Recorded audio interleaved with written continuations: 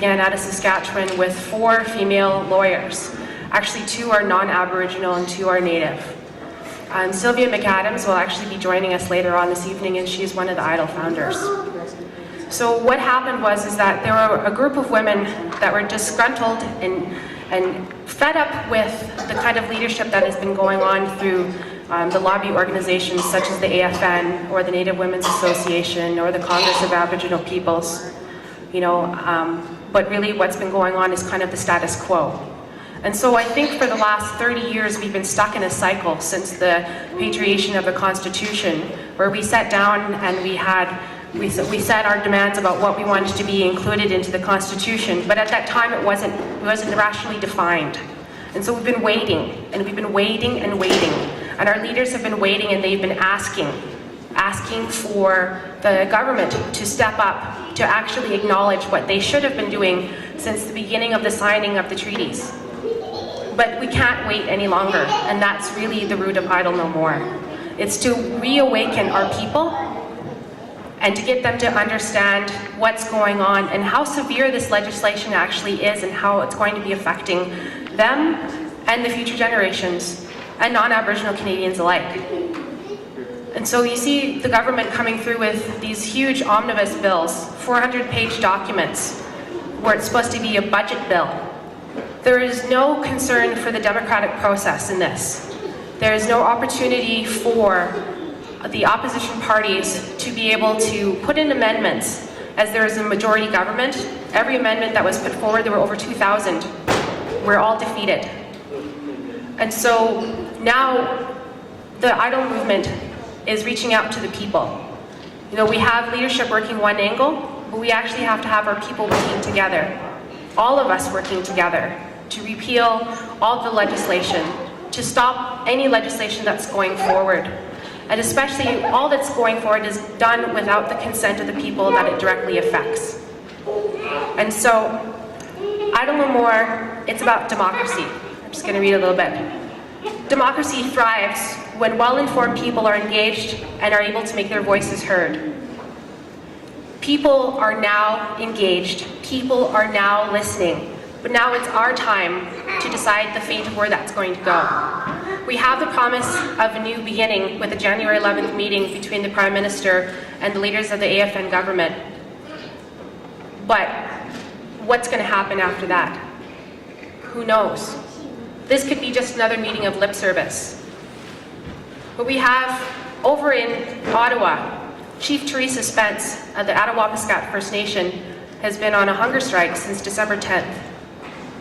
And Gandhi's longest strike was actually less than the days that she's actually done so far. The longest one, the person died in Ireland after 66 days. So obviously the government is not taking any of this very seriously. And it's a problem that's ongoing. And so it's time to reset that relationship with the Crown, because those kind of relationships of respect have been ignored. And the time is now. It's also about the environment. One of the things that created a lot of outrage under Bill C-45 was the reduction of the number of federally protected waterways. The environment continues to be a regular topic at all of these protests because the environment is our life. Once we pollute any of the waterways, it's like an artery. The rest of the waterways are going to become polluted.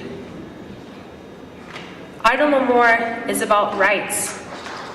It's about more than what's in Section 35 of the Constitution. It's about human rights. It's about understanding why is it that First Nations people are the only people in the world that have legislation that's built directly to control every aspect of their lives. Why is that? Why is it not okay for apartheid to happen in South Africa, but apartheid is in our back door? It's in our yard. It's in our everyday lives. I don't know if everybody knows this, but when they were creating South Africa, they looked to Canada as an example of what they could do to restrict the movement of the peoples.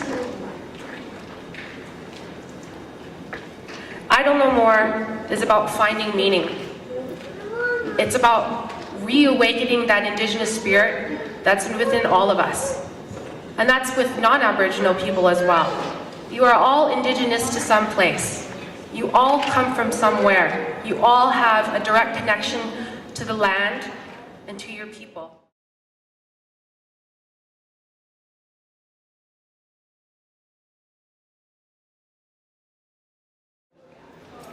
Here we go. So the Harper government has a bunch of legislation, and these are the steps for a bill to become law. So it's usually introduced in the House of Commons. It goes for the first, second, and third reading, and then it's passed at the Senate. At the Senate, it goes for the first, second, and third reading. The bill is passed, and it gains royal assent, and it becomes law. The legislation is 8 bills.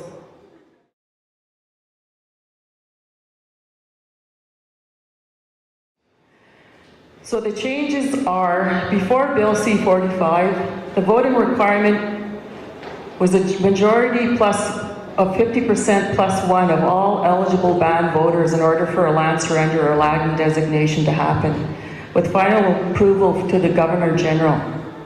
After this bill, it's now gained royal assent, the voting requirement for a land surrender or a land designation is a majority of the band members who vote. So that means if 10 people come out to vote and 6 are in favor, it goes through.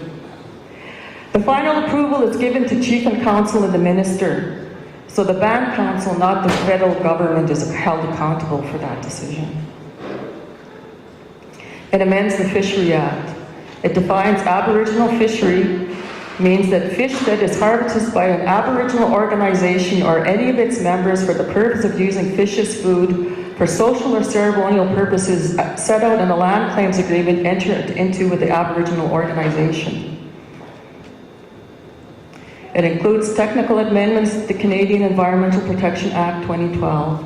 It amends the Navigable Water Protection Act and reduces the number of navigable waters under its protection. The amendments in the Indian Act means that now it's now easier to gain approval for the surrender or land designation of Indian Reserve lands. It will allow changes to the Indian referendum regulations, which are the regulations that include the voting requirements for a referendum for an absolute land surrender or land designation. So that in the settlement of a specific claim, the government will ask for an absolute surrender and a referendum. This amendment provides the government with a mechanism to potentially settle more claims, specific claims, which is something that the government would like to be able to do, to say, look at how many specific claims we're settling, we're doing an awesome job, way better than any previous government. It's also easier for First Nations to designate lands for development, which is what designated lands are. The Fishery Act Amendment sends out rights related to Aboriginal fisheries as an Aboriginal organization. In my opinion, it limits Section 35 rights. It's unclear what an Aboriginal organization means and who is a member of an Aboriginal organization. Canadian Environmental Protection Act Amendment means less technical data required to proceed with the approval process for a project. Navigable Water Protection Act reduces the, like I said, the number of potential protected waters and waterways. It went from 2.2 million to less than 100. The Crown has a duty to consult Supreme Court case law with Aboriginal people when it has knowledge, real or constructive, of the potential to negatively impact Aboriginal people's rights. That comes out of the Haida case and Mikisew. Consultation is a procedural right under Section 35 of the Constitution Act 1982. The Crown, Canada, has not consulted with First Nations on the legislation that will impact their Section 35 rights, the Fisheries Act and Navigable Waters Act.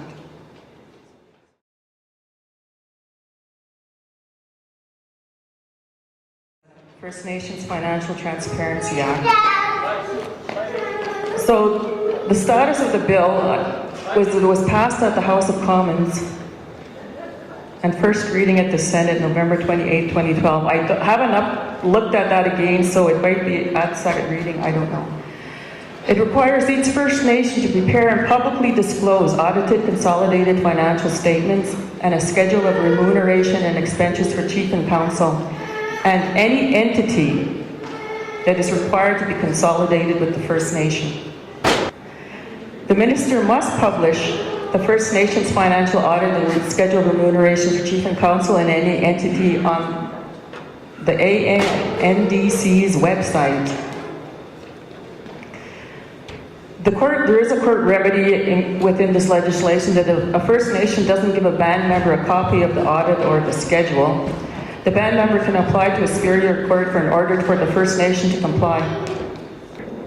So the administrative measures is if a First Nation is in breach of the duty, the Minister may require the Council to develop an appropriate plan to remedy the breach, withhold monies payable as a grant or contribution to the First Nation, or terminate any grant or contribution agreement. So they can withhold all the funding or terminate it to the community. It forces First Nations to publicly disclose and display financial audit and schedule remuneration not only for Chief and Council, but any entity, any legal entity, a corporation, company, association, society connected to the First Nation. Forced to disclose First Nation business interests or nonprofit activities puts a First Nation at an economic disadvantage. So I ask this question because I don't know the answer, but I think I do. Would a company want to enter into a joint venture with a First Nation knowing that their information will be made public to anyone, including a competitor? Doesn't seem to work towards economic development.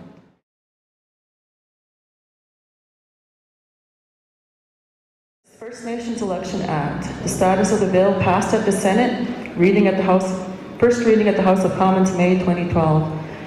This is an opt-in legislation for First Nations who do not have a custom election code and whose election remains under the Indian Act. It extends the election term from 2 to 4 years, has provisions for a recall mechanism.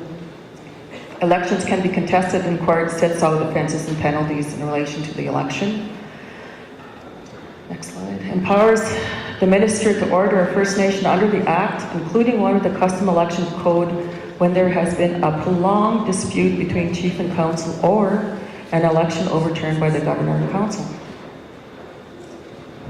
The proposed legislation interferes with First Nation custom election code and First Nation ability to internally resolve any dispute regarding governance. For example, a First Nation with its own custom election code has an ongoing dispute between Chief and Council involving the suspension or removal from office. The Minister can order the First Nation under this Act even though they have their own custom election code.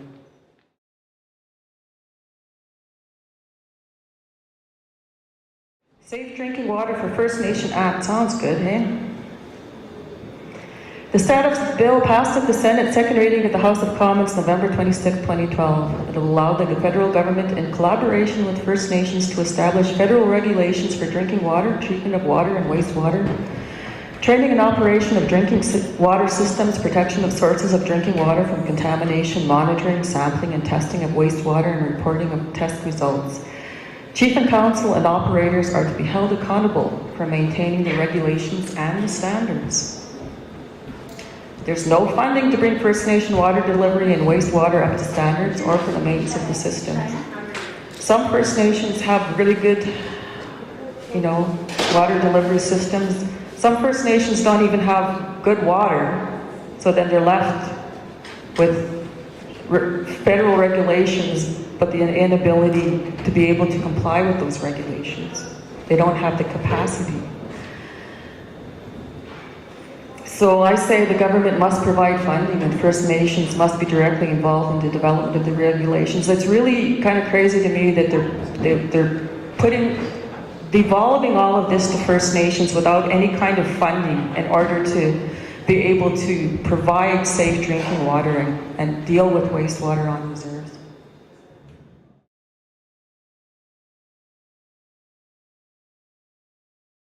Family Homes on Reserve and Matrimonial Interests or Rights Act.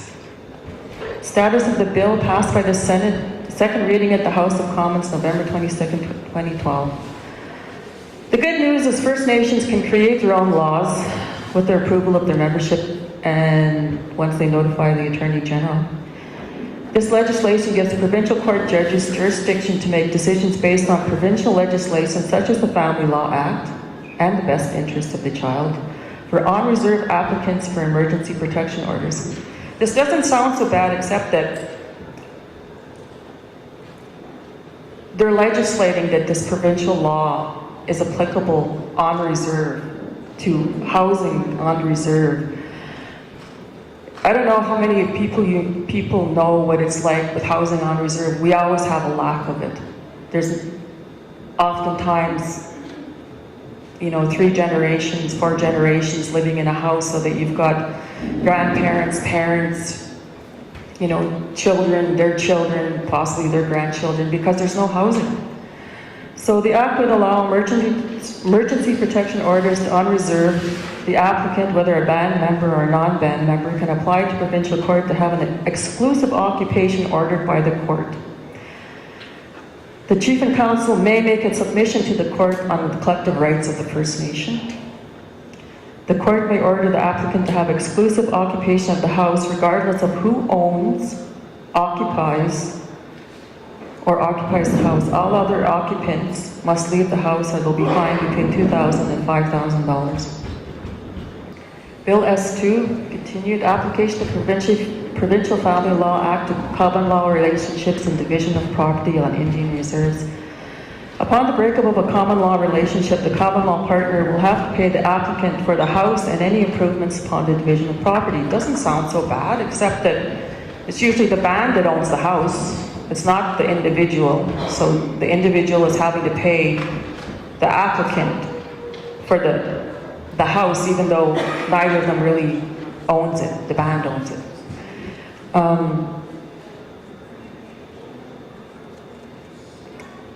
There is case law on unjust enrichment, which governs common law relationships. So I don't understand why they're legislating this. It really, to me, it appears excessive. I don't know why they have to do that. So the good news is First Nations can create their own laws in this area rather than having this imposed.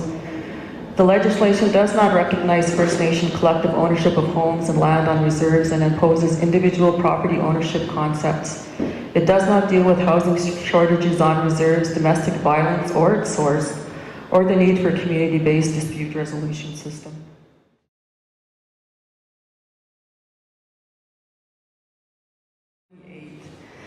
The Indian Act Amendment and Replacement Act.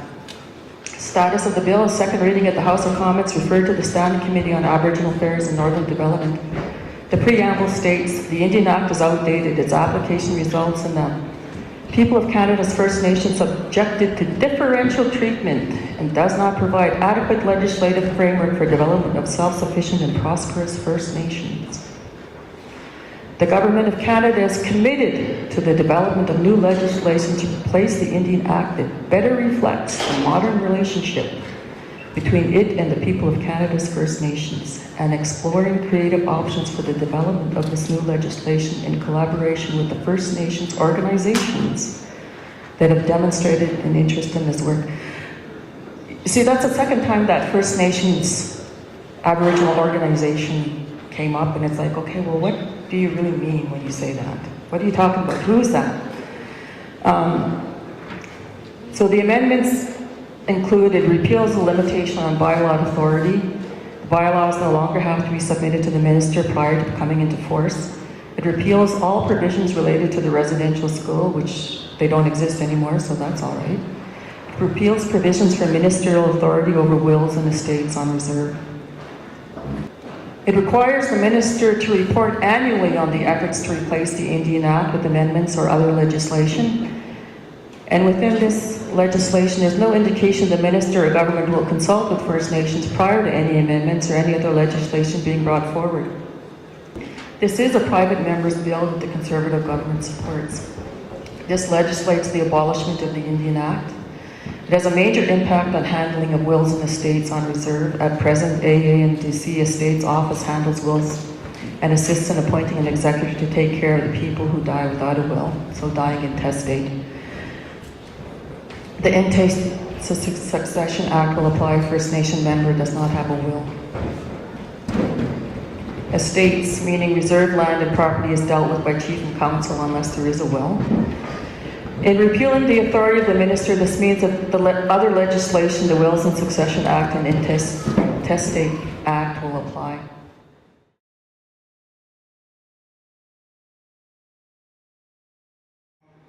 An act to amend the Interpretation Act, non-derogation of Aboriginal and treaty rights. Status of the bill, second reading, completed at the Senate.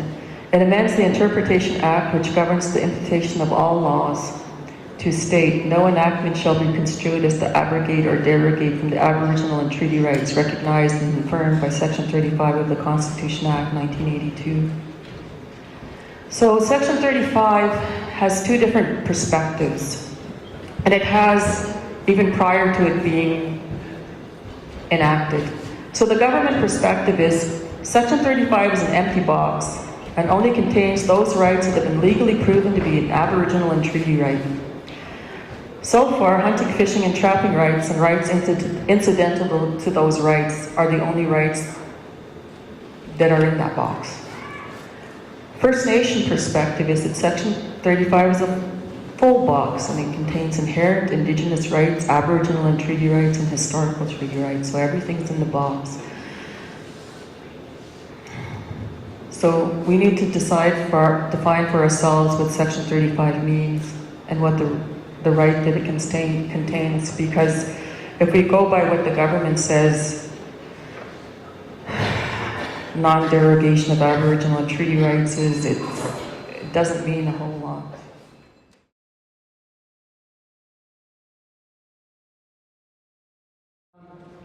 So it legislates the First Nation ability to have a constitution that sets out a process to establish the constitution and what it must contain.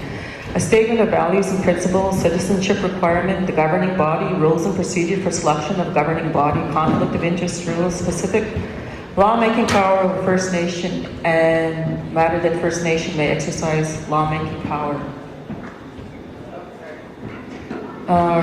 Rules and procedures for enactment and publication of laws, system of financial management and accountability, and appeal or review of decision of the governing body. Qualifications of electors of First Nation, holdings of meetings, rules of conduct of referendum of First Nation, process for amendment of the Constitution, and any other matter relating to governance that First Nation proposes to include. So it sets out the process for a First Nation to propose for a self-government under this act. So the First Nation and the minister appoint a verifier. Basically, they review the proposal. If the verifier approves it, it goes to a referendum. If the community approves it and votes in favor, then the verifier says administer the approval of the Constitution and provides notice in the First Nations Gazette. Section 13, capacities and powers. A recognized First Nation has the capacity of a natural person and the capacity to exercise its rights, powers, and privileges and perform the functions of a government described in its Constitution and this Act. So the transitional provision, so the governing body remains the same until the body is selected out as it's set out in the Constitution. Officers of the First Nation remain until they're confirmed or removed by its governing body, duties and obligations of the Crown. This is a really odd thing because I had to read it twice.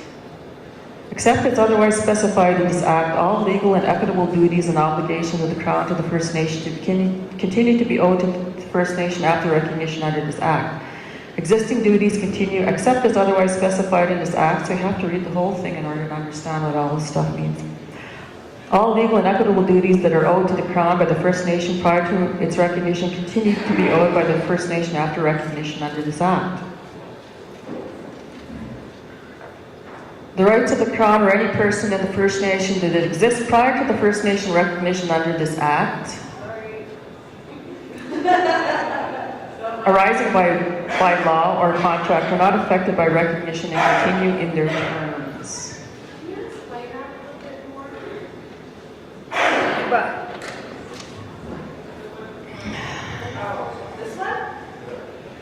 Basically, this is the transitional provisions cover when you're going from an Indian Act government into a the self-government recognition.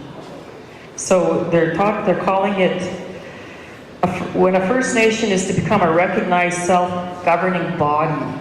So this is the transitional stuff between going from an Indian Act government to a self-governing body.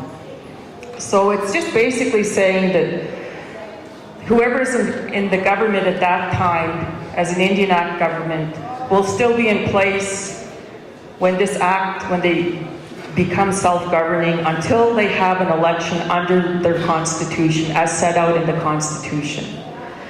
The officers' employees, so the band employees, remain in place until they have the election of a governing body recognized under the Constitution, and they decide whether or not those people are going to remain employees or if they're going to hire new employers or whatever they're going to do. So that it's saying that the obligations of the Crown, all legal and equitable duties and obligations of the Crown to the First Nation can continue after the recognition under this Act. And then it's saying the same also, that any and all equitable duties that are owed to the Crown by the First Nation continue to be owed. It's kind of a couple of clauses that are, I guess, attempting to validate that relationship between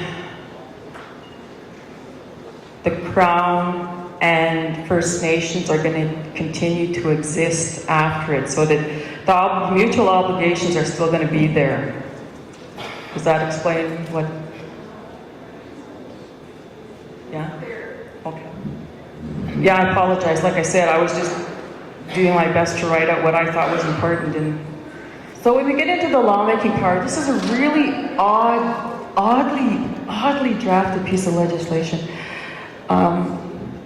So it says that the First Nation has exclusive authority over basically the same things that are in the Constitution after I really looked at this.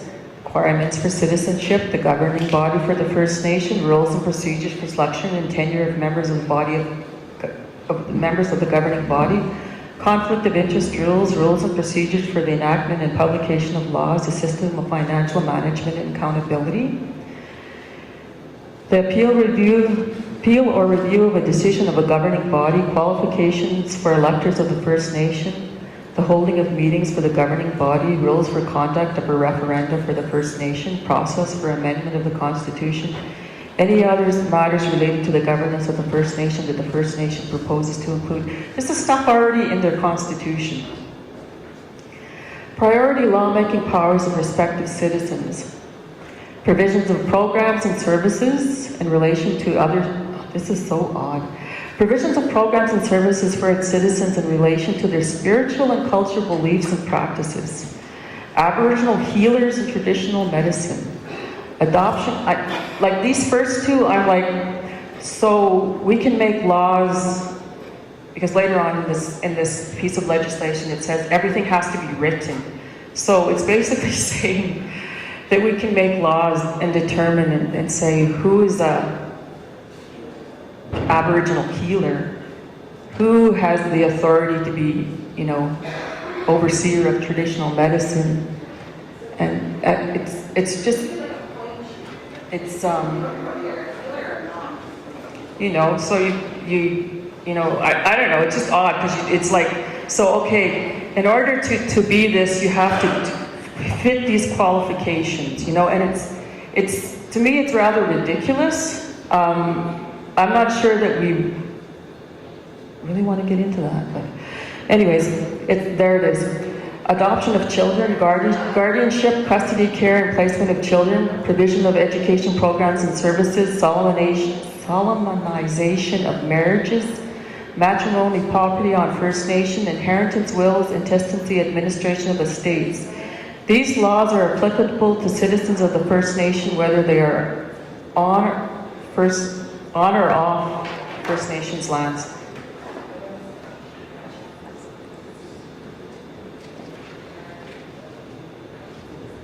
Other priority lawmaking power. Subject to the Act and the extent provided in the First Nations Constitution, the power to make laws in relation to use, management, administration, control, and protection of First Nation lands, use, administration, and control and protection of natural resources that form part of First Nation lands.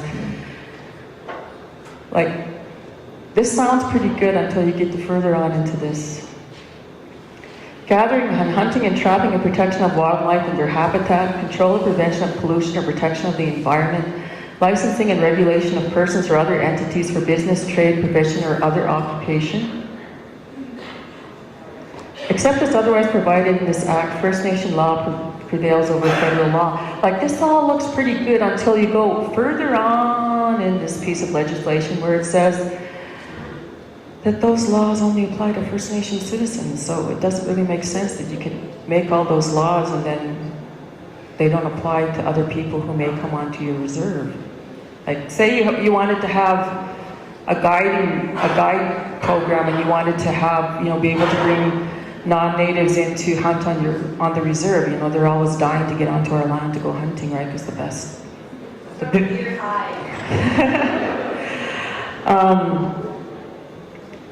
But we can make laws, but it's not going to apply to them.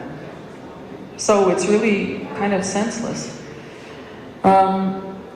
Additional lawmaking powers. Subject to this Act, the First Nation, to the extent provided in its Constitution, make laws on the following matters: administration of justice, establishment of courts, tribunals of criminal and civil jurisdiction, establishment of administrative boards, tribunals, commissions, emergency preparedness, provision of health care and services, transportation, construction, maintenance and management of roads, regulation of traffic, labor relations, fishing and protection of fisheries, fish and fish habitat. Again, they won't apply to... They only apply to us. Control or prohibition of actions related to public order, peace, or safety, and gaming. In the event of a conflict between a First Nation and federal law, the federal law prevails. First Nation laws only apply to First Nation citizens. First Nation must notify the Minister of First Nation. So this is supposed to get you out from under the Indian Act, but you're still going back to the Minister and asking for, say that you have an intention to exercise lawmaking powers and must enter into negotiations for an agreement respecting exercise of those powers. The laws of the First Nation must be in writing and available to the public, which is really, as I'm going over this, I'm thinking, why does it have to be available to the public? It's not going to apply to them. Because we don't have any jurisdiction over them. We only have jurisdiction over ourselves. Enforcement of First Nation laws. First Nation must establish a police force or enter into an agreement with the Government of Canada or a government of the province for policing services. The First Nation may appoint a prosecutor and justice of the peace. Part 2, First Nations lands. It says title to the land is not affected by this Act. The First Nations land held under the Indian Act continue to be held by Her Majesty for the use and the benefit of a recognized First Nation. Licenses and interests in First Nation lands under the Indian Act exist at the date of recognition of the First Nation. On the date of recognition, the rights and obligations of Her Majesty as grantor in respect of licenses and interests in First Nation land are transferred to the First Nation. Interests held by First Nation citizens pursuant allotments to subsection 21 of the Indian Act are subject to the provisions of any law of the recognized First Nation regarding interests in First Nations lands. So we don't, like I said before, we own things collectively. We may have allotments assigned to us under the Indian Act to the land. So once you come under this, the interests held by First Nations members are now subject to provision to any of the law that the First Nation has about lands. No First Nation lands or interests in land may be alienated to any other government except in accordance with this Act and the regulations. No interest in any land of a First Nation to be alienated except where it is exchanged by a First Nation if they receive an interest of land greater size or value. Her Majesty is willing to set apart the lands under Section 9124, and the governing body has taken reasonable measures to inform the citizens. The First Nations have to approve the exchange with approval process established by the law of the First Nation. The federal government may expropriate First Nation lands if the Governor and Council has consented and if the land is for the use of a federal department or agency. So under the Indian Act, Indian Reserve lands can only be designated or surrendered to the Crown if there's a referendum, and it goes back to Bill C-45 and the voting requirements that are under that. So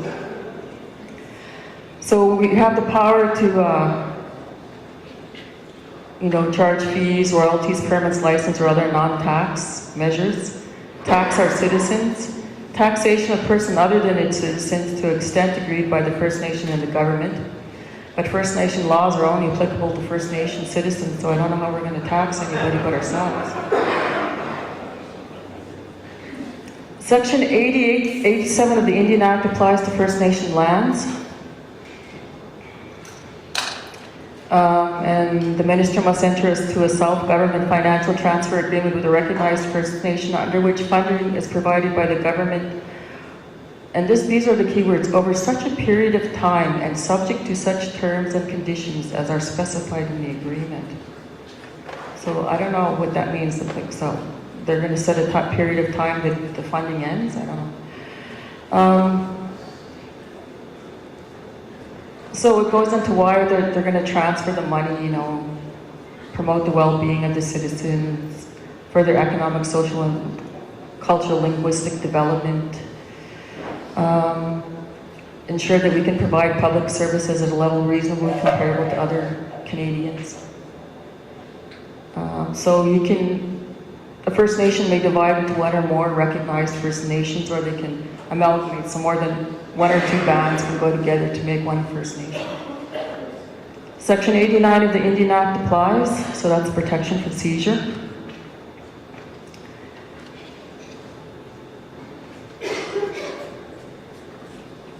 The Indian Act and Act specifically applicable to Indians, except as otherwise provided in this Act, but despite subsection 51, the provisions of the Indian Act or any other Act specifically applicable to Indians or lands reserved for Indians, and the regulations made thereunder do not apply to a recognized First Nation or its citizens, First Nations lands, monies, or assets.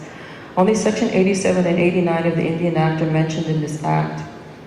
The exclusion of all other federal acts specifically applicable to Indians. I'm a little bit, like I said, it was late at night when I was doing that, so I'm not really sure what that means, but there's something more there.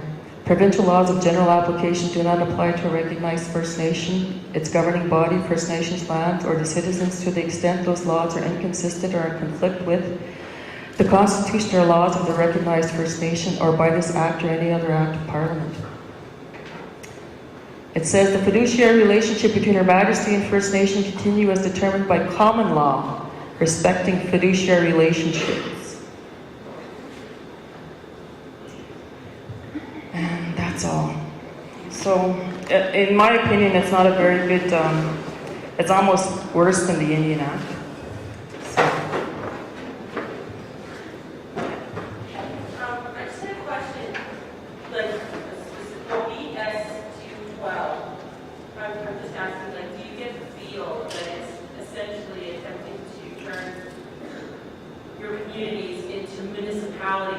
And so you're going to be more governed like a city is governed, or like a rural, township is governed. Yeah. Because that's what I'm seeing here, is that it's just trying to impose essentially a backdoor for non-Aboriginal legislation to be introduced as Aboriginal legislation. Exactly. And I think the really crazy thing about it is that when it talks about the federal government can expropriate our lands, like under the Indian Act, there has to be a surrender or a referendum and a surrender that we would have to vote on, and they can just come in and take it if they say that the Governor General approves and it's for federal purposes.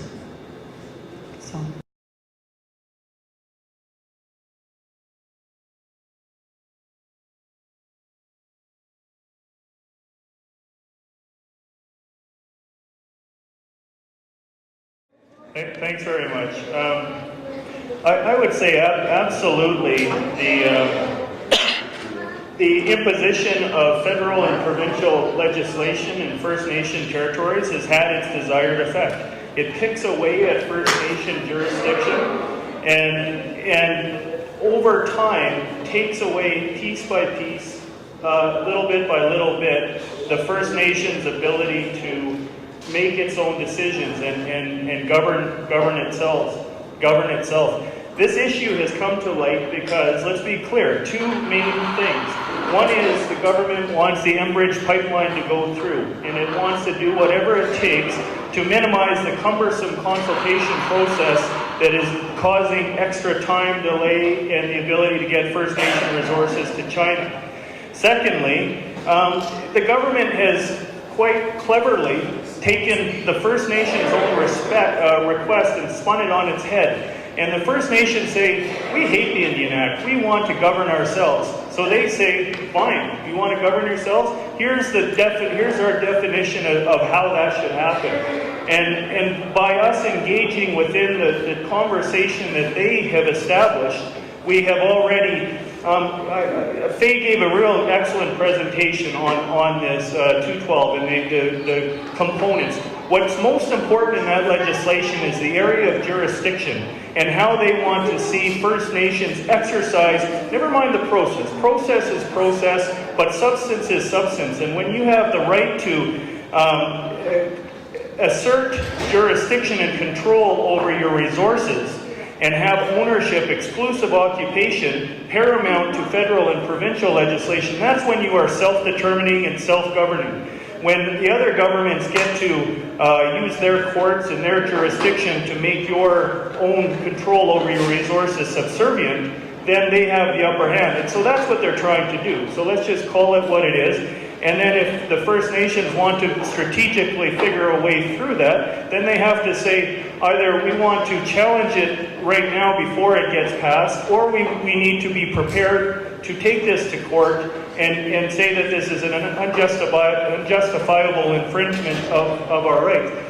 I'll go back to what I said in my opening comment, and that is that, in my view, the First Nations have a huge opportunity right now to fill that legislative gap on their own. They don't need the federal government to say, we'll allow you to pass this legislation. Since 2001, I've been saying, go out and assert your own jurisdiction, pass your own laws, and make sure that the federal and provincial government have nowhere to apply their laws. If you have a child welfare legislation of your own, you don't need that constitution that's passed by the federal government to say, here, go ahead and pass your own child welfare. We know from existing court cases that we have that right. So my statement is go ahead and do that. Thank you very much. Okay, well, as I was growing up, there's been a lot of things I've been taught about treaties and rights and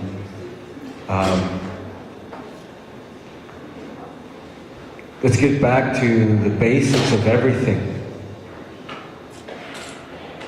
In the treaty that was signed for Treaty 7, one of the things that was said, Sudina, at least, is a treaty person, have a treaty obligation, and that is to abide by the law and, don't be mean to white men, or at that time they call it half-breeds. And it's right in there.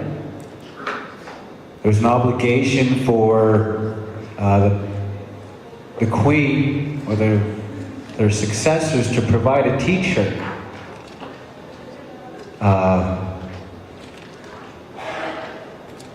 And somehow government watered that down.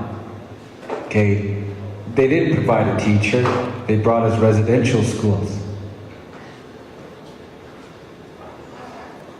So that's actually what happened. And a lot of other things have been watered down to our rights, and we're staying with our treaty obligation to keep going. I do have one question though. When did Harper ever when was he ever given the right to give me my own land? When was that? It says in there that they're going to grant us our land. Sorry, excuse my language, but that's bullshit. Really.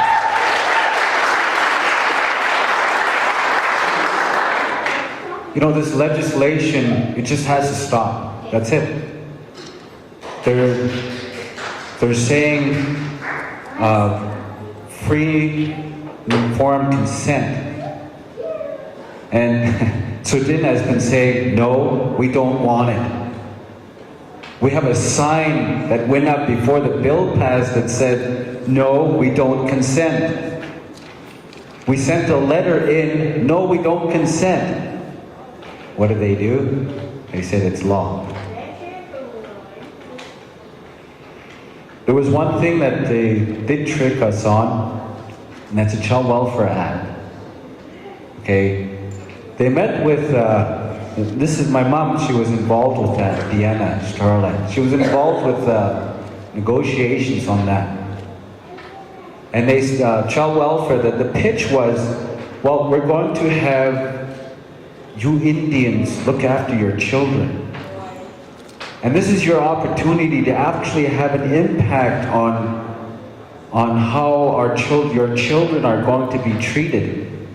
How you can have control over how your children are going to be looked after. Gee, it sounded good at the time.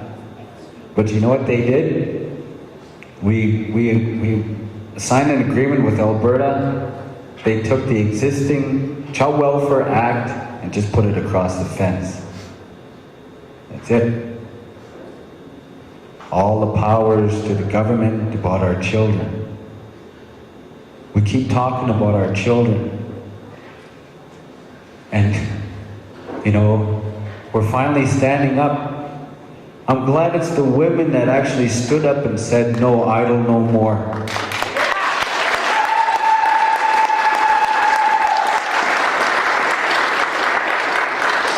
And a lot of times, you know, I always hear, you know, women complaining about it being a paternalistic type of a system. There's mostly men in there, of course. But when we talk about the, someone's saying, quit, it's a woman. I'm just kidding. No, but really, we can't do anything without our moms. We can't do anything without our aunties, our grandmas, and everything like that. So now it's time that all of us, you know, talk to the leadership. You have to, because that's who the government's going to talk to. So I'd like to leave with that thought. They do water everything down. So sorry for taking long.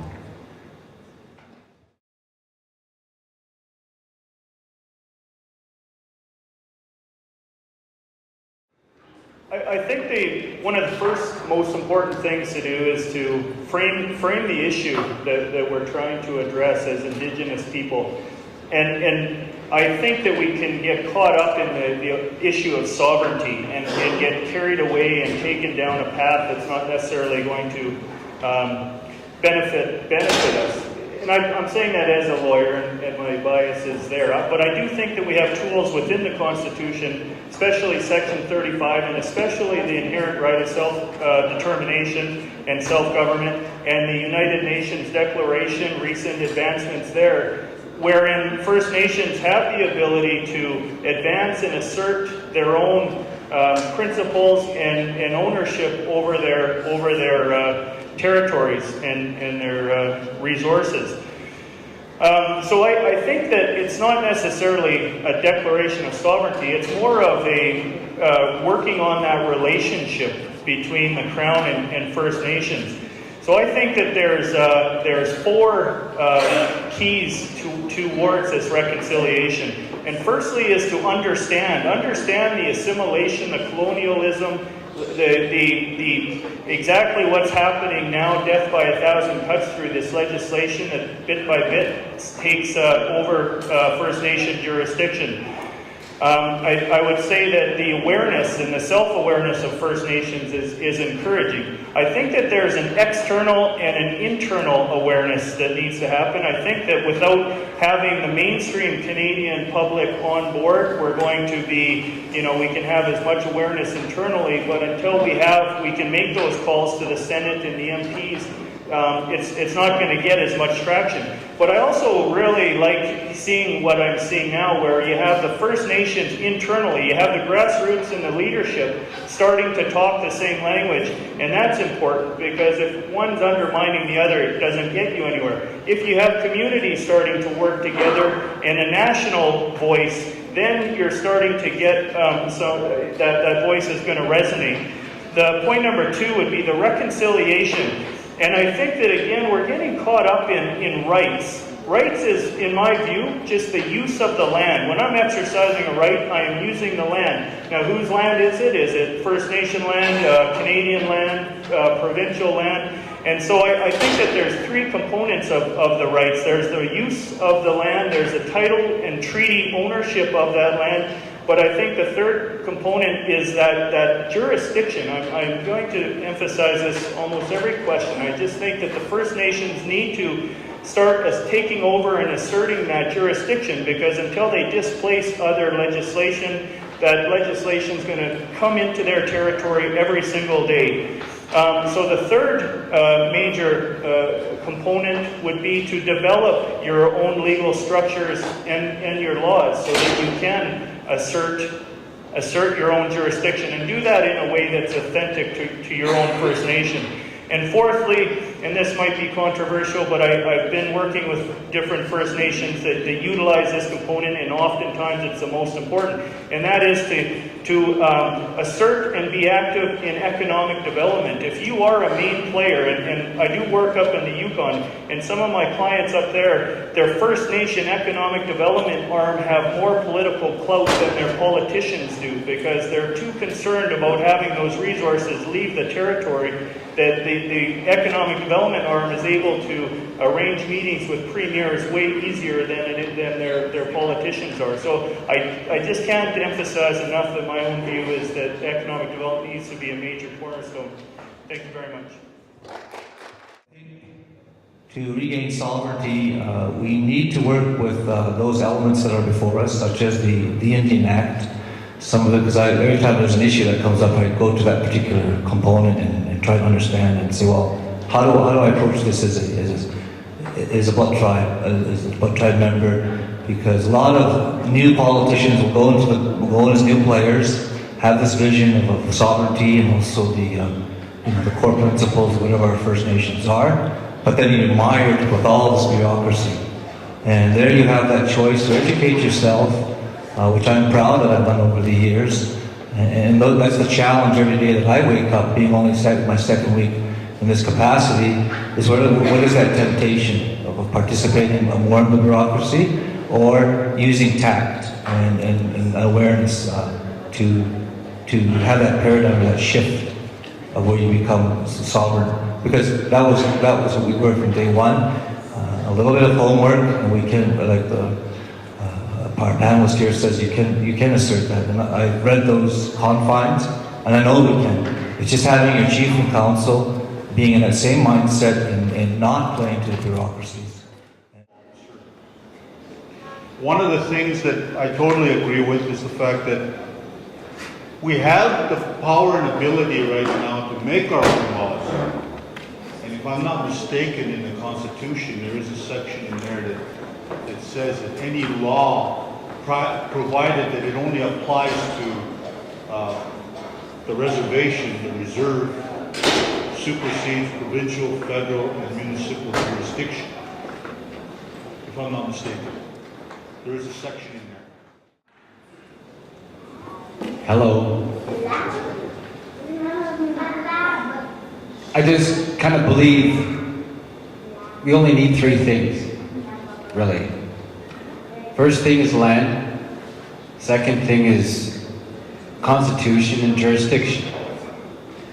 That's all we need. We already have our land. Land has been here.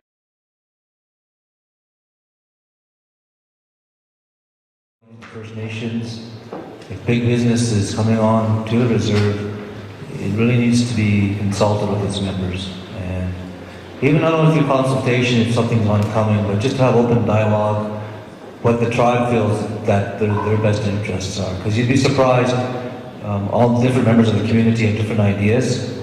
And when this was being played out back in 2010, and over the course of, I've been involved with small business. I do graphic designs, did a t-shirt design, but also understanding too that we can't always, exhausting our natural resources. In today's day and age of the abstract, such as what we do with social media and how we communicate, there's also intellectual property ventures such as the design concepts, things that don't hurt the earth too bad, but also really create good revenue for the tribes. I had the opportunity of living in New Mexico for almost 7 years back in the 90s, and from there I learned that tourism and just the expression of their culture has really turned over, brought millions of dollars to the communities, where they just express this is our culture. The artisans themselves have become a conglomerate, and they sell their jewelry, the artwork. It's astronomical, and myself as an artist, returning home, and you can adapt how we're trying to promote our artistries as well. Thanks very much. I'll just start out with a comment that I really like how this question is framed, in the sense that it talks about the balancing between economic development and environmental conservatism. It would be very easy for First Nations to get this profile extremely high by teaming up strictly with environmentalists. If the social conscious and awareness of Canadians generally came to understand the environmental impacts that are being proposed here, environmentalists would be making a much bigger scene. But I think First Nations are fairly wise to be able to frame the issue for themselves, and that is that there's this issue of the balancing between environmentalism and developing their own economic economies. I think that, as part of that conversation, there needs to be awareness that it's, First Nations realistically, in a percentage of GDP, don't have a huge impact. It's more about having a say in the minimizing the impact of other industries on First Nation land. So, if we could frame that as part of the issue and saying, we're trying to facilitate more environmentally responsible use of resources that happen to impact us. So again, it's just getting our leadership and working to frame the issue in a way that's going to resonate both internally and externally.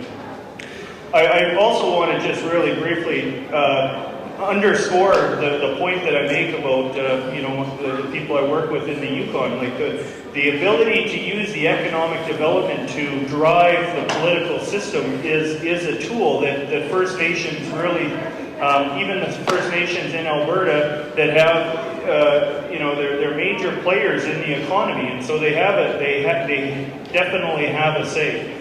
But I would end by saying this, is there a responsible way to balance these two components? I would say, I'm a big fan of the Stephen Cornell project, the Harvard project on Indian economic development.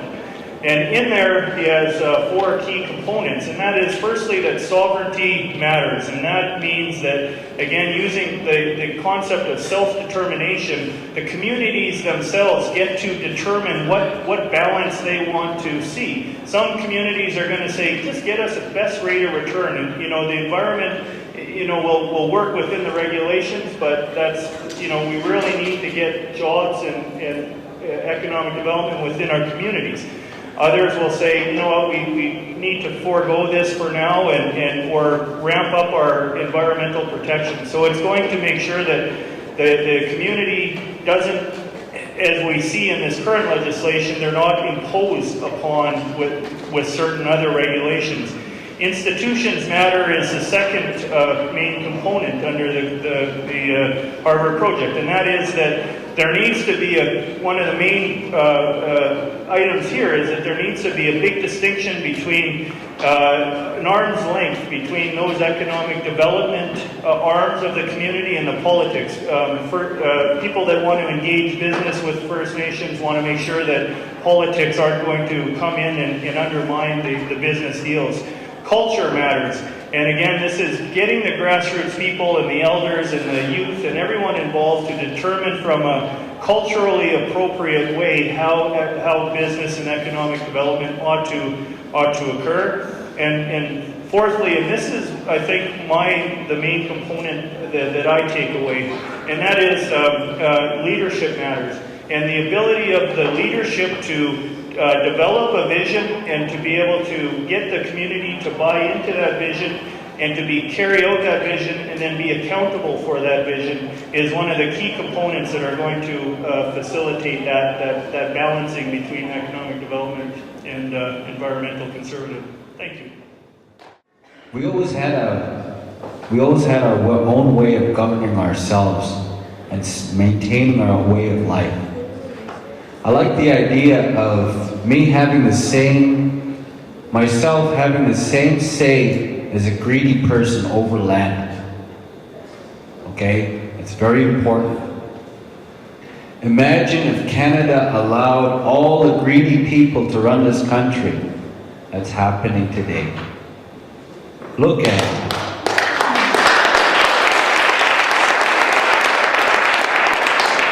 So, that brings me to my last point about us sustaining ourselves. So Dina, we actually create our own path. Proof of that, and proof of white men not understand, sorry, I shouldn't say white man, I should say Canadian. The proof of the Canadian not understanding what we want is that vote we had for 37th Street. We said no. And the media was just so confused. Why did these Indians, we gave them hundreds of millions of dollars and, we're going to do this for them, and we said no. It's not a good deal for us. We understood what we wanted. And Canada's coming in to say, no, we know what's good for you, you nice little Indians. Let me hear a song. We're not stupid.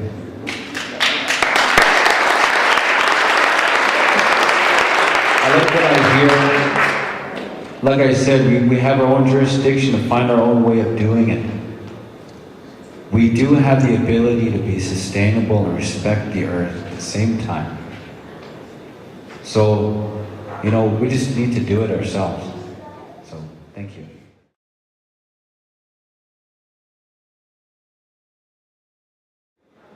We're all connected. And I think it's time we cash in on those connections and spread the word. It's like a wildfire. You light a match, toss it in the grass, and it spreads. Spread the word. The grassroots movement, that's what it means. Start a grass fire. Burn the whole damn shit down. Not literally. But people, where they smell smoke, they will come. Because we're all naturally curious and we all want to look at it. Put our prejudices aside, put our bad feelings for each other aside. Or, as in the immortal words of Rodney King, can't we all just get along? Oh, that's what we need to do. We need to put that cynicism aside. We need to put away our tribalism. We need to let go of our biases and say, look, we all have a common problem. And our common problem is, like what Lance said, paternalism. I think the continuation of social media, because that's still a new tool, but most effective. But again, as I mentioned to some of my posts, we can get lost in the abstract. And if you're arguing with somebody, particularly on Facebook, the argument gets lost. And so there needs that, and as far as Indigenous, the physicality of communication, to sit down, have a cup of coffee, a cup of tea, and engage in the human environment. the consistency of the messaging, the development, and to remain peaceful. And just from my background, there really needs to be an effective communication strategy so that messages are clear, concise, and those that participate in an idle no more. Because a lot of times, individuals have agendas and they will use something that's making noise. If they fully don't understand what that message is, they can really take it this way. So again, the organizers to keep key, and communication is key again, and the consistency of it all. So in my view, that the best way to get the non-Indigenous population in support of the movement, there has to be a clear vision provided by leadership that encapsulates the issue and frames it in such a way that mainstream population is going to be able to understand it and understand it simply.